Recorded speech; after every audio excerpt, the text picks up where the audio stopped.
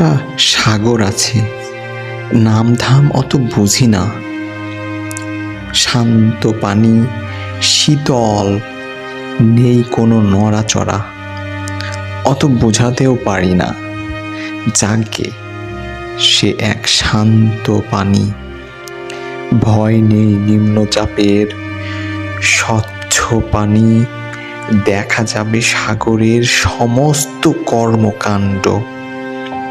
ঘোলাটে পানির আড়ালে নেই কোনো হাঙর, নেই কোনো প্রেতাত্মা।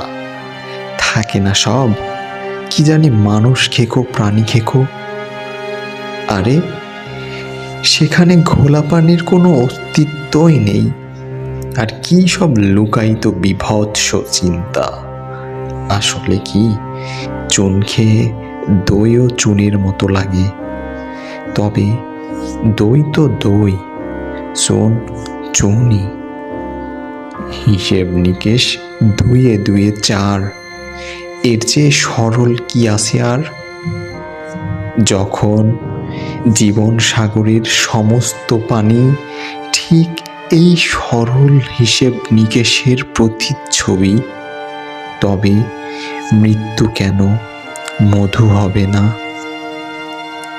যেখানে ওপারের সমস্ত জবাবদিহিতে জবাবের খাতা প্রস্তুত, তবে এপার ছেড়ে ওপার যেতে কিসের ভয়?